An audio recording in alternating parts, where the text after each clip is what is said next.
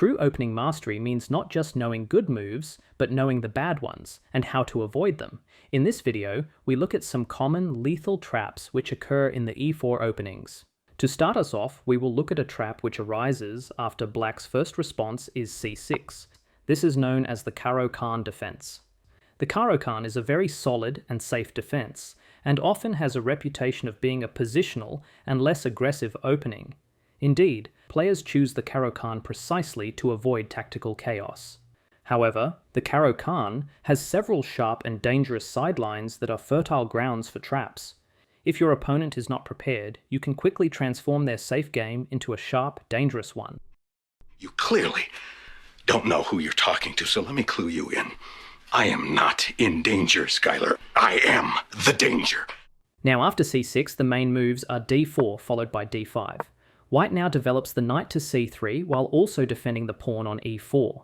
This is the Caro-Kann classical variation. Black now captures this pawn and white captures back. Here we can see white controlling a lot of space whilst black has a decent position. Here the most common reply is bishop to f5 attacking the knight. However, if your opponent is slower to the attack, they might play a move like knight to d7, with the idea of eventually putting this knight on f6 after some exchanges are played. Knight to d7 was often played by former world champion Anatoly Karpov, and for this reason the move has been named the Karpov variation. Let us now look at a trap hidden within the Karpov variation. After knight to d7 is played, white can play the strange-looking move knight to g5. In this position, a natural reply is to try and kick the knight away by playing h6. For someone unaware of this position, they might think the knight will retreat. However, here white surprises black by playing the strange but brilliant move knight to e6. Here the knight attacks the queen, but it is also vulnerable to being captured by the pawn. To the untrained eye, this move looks like a blunder, so logically we must capture the knight. However, capturing the knight would be a massive blunder. What do you think white plays in this position? If you are unsure which move to play in chess, it is useful to look for the forcing moves, starting with checks. Often you can miss an immediate win if you don't scan for checks first.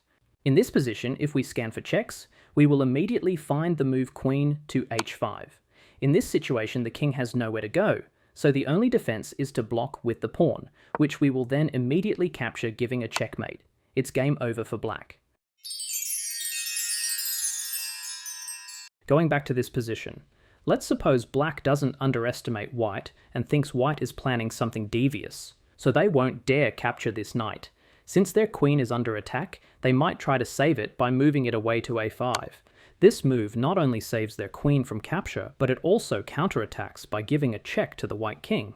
The best response here by white is to block with the bishop. Now, since the white knight controls two of the black queen's retreat squares, black's best response is to play queen to b6.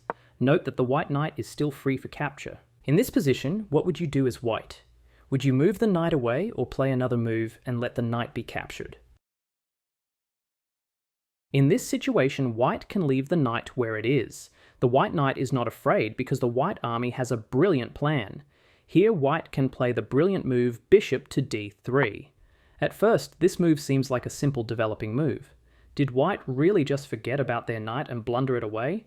Here black has had enough of the white knight's presence, and decides to capture it because the black king now has an escape square available if the queen decides to give a check on h5, which was not available in the previous checkmate scenario a few moves earlier. Now in this situation, black thinks they have outsmarted white because they have captured the white knight, and their king has also escaped white's potential for checkmate. Black thinks the white knight must have given itself up for nothing, and white is now a piece down. Has white made a mistake in their checkmate calculations? Remember this position? White played a mysterious move by playing bishop to d3, thereby allowing black to think they can capture the white knight. However, capturing the knight allows white to perform their next trick. It was never about checkmating the black king. Queen to h5 check has another purpose. The black king is forced to d8. This is exactly where white needs black's king to be, as the next move absolutely destroys black. Imagine you are playing as white and have just forced the black king to d8. Why have you done this? What will you now play? In this position, White plays the nasty move bishop to a5, attacking the queen. Black is devastated as the queen cannot move away as it is pinned to the king, so its only reasonable response to this queen attack is to capture the bishop. However, now we see why the queen gave a check on h5 on the previous move. It positioned itself on h5 so that in the future it could protect the bishop and therefore capture the black queen. This was only possible due to the pin, so that's why the queen forced the king to d8. In chess, it is a good habit to do moves with multiple purposes. In this case, queen to h5 forced the king to align with the black queen for a pinning tactic, whilst also guarding the piece doing the pinning. Going back to this position, remember how bishop to d3 allows the white knight to be captured? And then after this move, we saw that the queen gives a check on h5. Let's stop at this position. Previously, we saw the move king to d8. However, black could delay this, and first play pawn to g6 instead. Now we can see the bishop is conveniently placed to capture this pawn, and then force the king to d8, where we can do our amazing pin.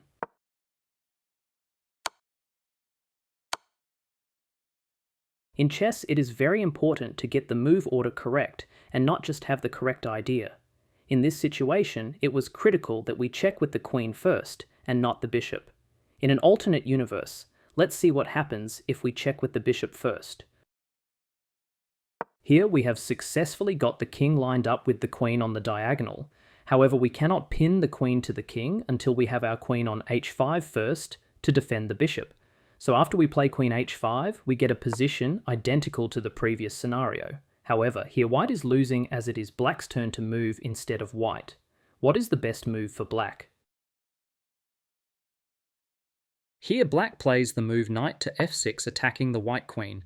Now if we try our bishop trick again, it no longer works, since black doesn't have to take the bishop with their queen, but instead can first play the move knight takes queen on h5.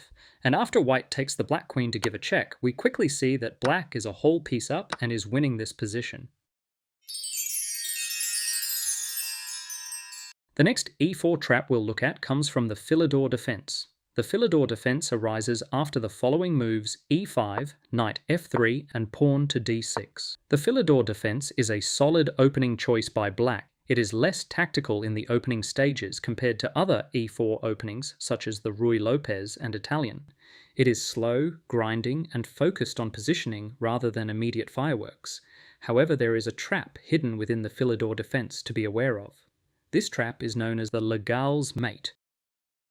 To get to Legal's mate from the Philidor position, the next sequence of moves are bishop c4, h6. Here black is adding a defender to the g5 square, as this square will soon come under fire from the white knight and bishop. Next, we get the move knight to c3, and then black plays bishop to g4, pinning the knight to the queen. Here is where the magic happens. When players pin the knight at the start of the game, it is to ensure the piece cannot move. However, in this case, this pin is known as a relative pin, meaning the knight doesn't have to stay pinned to the queen, and in this case, this is where the trap begins. Here the white knight captures the pawn on e5. Someone playing as black who has never seen this position before might think that white has made a terrible mistake, and so black immediately captures the queen with the bishop. However, now white has an unstoppable mate. If you have never seen this position before, pause the video and try and find the checkmate. Remember to always look for forcing moves starting with checks. Here, white plays the move bishop takes pawn on f7 check. The king only has one safe square to go to, which is e7 as the knight attacks the other squares.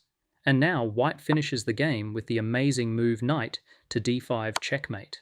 This is one of the most famous and aesthetically pleasing traps in chess. It preys on black players who are a bit too focused on pinning your knight and not enough on their own king's safety. Going back to this position, previously we saw that if the black bishop takes the queen, they quickly get checkmated. So what black should play here instead is pawn takes knight on e5. White can now take this bishop and is in a much better position. Now let's suppose after e4, your opponent opens with d5, immediately threatening your pawn. This is known as the Scandinavian defense. Let us now look at a trap within the Scandinavian defense. Now after d5 is played, white typically captures this pawn and the black queen recaptures. Next, white develops their knight to c3 attacking the queen. After the queen retreats, white then develops the bishop to c4, eyeing the pawn on f7. Black then develops their knight to f6, followed by the white knight going to f3. Here, black sees an opportunity to give a relative pin by playing bishop to g4. Let's stop for a moment and examine this position. Although this move by black seems logical at first, we can see from the engine evaluation that this move massively favors white. This is because there is a hidden trick to this position which white can take advantage of. What do you think white plays in this position? Here, white can play the brilliant move knight to e5. The knight now attacks the bishop, but at the same time has left the white queen vulnerable to capture by the black bishop. Is this too good to be true? Why would white surrender their queen in this way? Let's see what happens if the bishop takes the queen. Now after the bishop captures the queen, white has a checkmate in 1 with bishop takes pawn on f7. Checkmate. Going back to this position, black is being tempted by white to take the queen. In chess, it is critical to scan for the opponent's threats, and not fall for the bait of a valuable piece, as it could be a trap set by your opponent. If black pauses for a moment and scans white's threats, they will quickly notice that white's bishop is extremely dangerous. It is looking directly at the f7 square and threatening to play checkmate as we saw previously. White's queen is a major distraction. Now, since black now realizes this future checkmate scenario, they might try to stop it by placing the bishop on h5 to defend the f7 square. So now checkmate is not possible with the white bishop, as the black bishop can just take. However, if black tries this would be a blunder. Any ideas why? That's right, the white queen is the threat and can just take this bishop, removing the defender of the checkmate. And if black takes the queen with the knight, we have our bishop checkmate again. And if black blocks the bishop's attack by playing e6, the white queen will just team up with the white knight and deliver the checkmate instead. Even blocking the queen's attack by playing g6 would be useless, as we get the same checkmate scenario with the bishop. In this position, we saw that playing bishop to h5 to defend against the checkmate did not work, as the queen can just take us. So here, black's best response is to play bishop to e6, blocking the white bishop's ability to play checkmate. And after the white bishop takes, we see that black now has a damaged pawn structure with doubled pawns on the e-file. Now in this position, we saw that all 3 of these moves lead to a checkmate. Here, black could try to defend against the checkmate by using their queen to block the bishop, whilst also defending the f7 square from the white queen. And after white takes the black queen with the bishop, black will have no choice but to capture the white queen. This allows the white bishop to check the king, whilst giving a fork at the same time. And after the king moves, they capture the black knight, therefore revealing yet another threat by the white knight of a fork. White is absolutely crushing this position.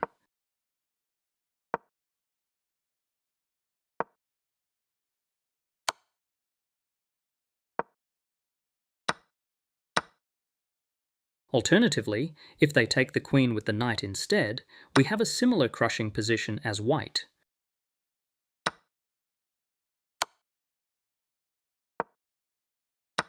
Going back, now we see what happens if black plays queen to d5 to stop the checkmate. Now if we go back a move, what other moves could black play in this position? Pause the video and try to figure out an alternative solution. Let me know what you come up with in the comments below. Going back to the start position of the Scandinavian defense, previously we saw that if the pawn captures on e5 and the queen recaptures, a common logical move is to develop the knight to c3 to attack the queen, forcing it away. It is also common to develop the knight to f3. However, in this position, there is a move white can play which will lose them the game instantly. Any ideas which move this is? It is a very strange move and I highly recommend you don't play it unless you actually want to lose as white. Then by all means play it. The move is king to e2. In chess, we should never move our king like this at the start of the game, particularly towards the center of the board where it can become a target. Now, if you are playing as black and you see your opponent do a strange move like this, don't just develop as you normally would. Stop and think about the forcing moves, starting with checks. If we use this procedure, we will quickly find the move queen to e4 checkmate, ending the game instantly. If you're still watching, thanks for staying. I appreciate it. Now it's time to test your understanding. In this position, black is threatening the white knight with the pawn. How should white respond? A. Retreat the knight to e4 or f3. B. Play knight takes pawn on f7, giving a fork to the queen and rook. We should win one of these pieces. C. Play knight to e6, attacking the queen on d8. D. All of the above. In this position, it is black's turn to move. What move should they play? A. Bishop takes queen on d1. This guarantees black's victory. B. Pawn takes knight on e5. Taking the white queen with the bishop will get black checkmated. C. All of the above. D. Knight to f6, developing the knight whilst also guarding the bishop. Which of the following is true about this position? A. It would be a mistake for black to capture the knight with their pawn. B. Bishop to d3 is a brilliant move because black's queen can be trapped in the future. C. Bishop to d3 helps prepare white for black's responses to white's checks. D. All of the above. Thanks for watching. If you found this video helpful, please like, subscribe, and hit the bell icon. That way you won't miss a thing. Goodbye for now, and I'll see you in the next one.